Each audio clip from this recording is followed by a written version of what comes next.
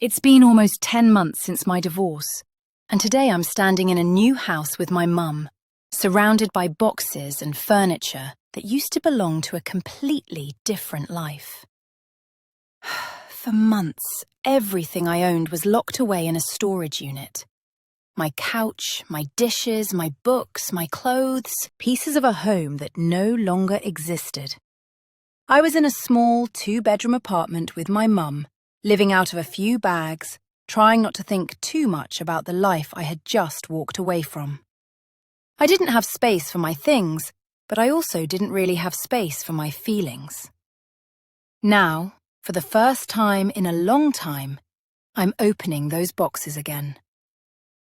I'm touching plates I once set out for 2. I'm unfolding clothes I wore in a different city, in a different version of myself. And I keep saying, whispering, Alhamdulillah. Not because it isn't painful, but because somehow, even this pain feels like part of a plan that's bigger than me. Ramadan is coming.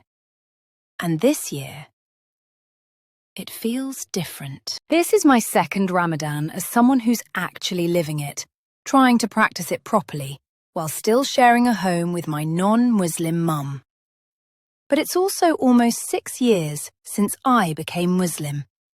6 years since I said my Shahada. 6 years since everything changed.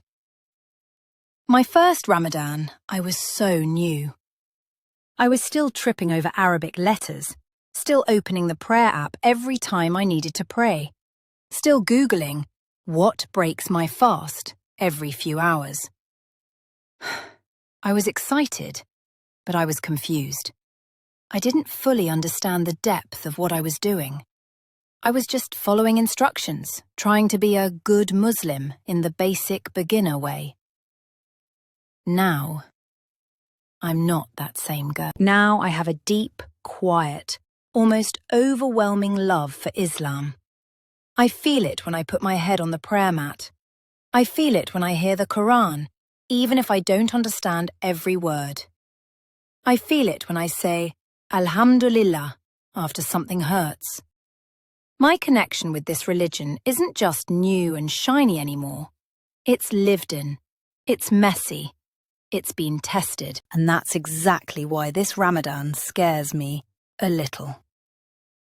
Because this time, I'm not going into Ramadan surrounded by a Muslim household.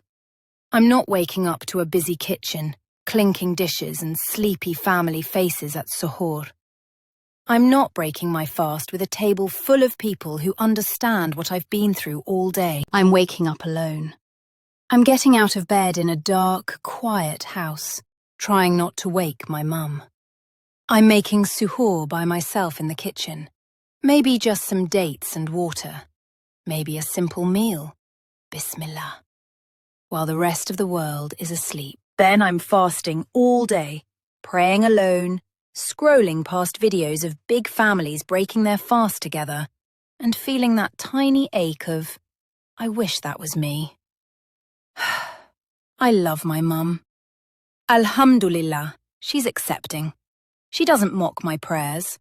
She doesn't stop me from fasting. She lets me be who I am. And I know so many reverts don't have that. Some of you are hiding your Islam.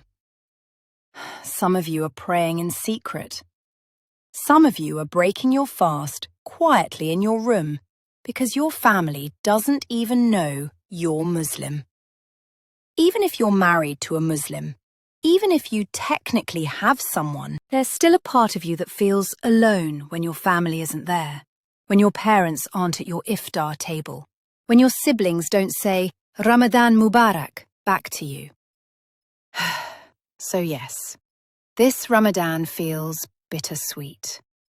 I feel the sweetness of knowing Allah chose me out of my whole family to be guided to Islam. I feel the sweetness of opening the Quran and recognizing verses that once meant nothing to me. I feel the sweetness of believing with my whole heart that Allah is the best of planners, that my divorce, my move, my loneliness, every tear I've cried alone at night, none of it is random. But I also feel the bitterness of waking up for suhoor alone, of not having anyone at home who truly understands what Ramadan means to me, of wishing I could sit with my mum and share this part of my life with her, not just as a routine she watches from the outside, but as something she lives with me. Still, I keep coming back to this. Allah makes no mistakes. If He wrote for me to experience this Ramadan in a new house, after a divorce, there is a reason. Maybe this is the Ramadan where I learn what it really means to rely only on Him. Maybe this is the Ramadan where my quiet, lonely suhoors become the moments I feel closest to Him. Maybe this is the chapter that will one day make sense when I look back and say, that's where He rebuilt me. So if you're a revert spending Ramadan in a non-Muslim home, if you're hiding your deen, if you're alone at your suhoor table, know this: you are not actually alone. Every step you take towards Allah in that hidden struggle is seen. Every lonely iftar, every silent dua, every tear on your prayer mat. It's all written. And one day, you'll open the box of this season of your life, look back at it and say, Alhamdulillah, that's exactly where I was meant to be.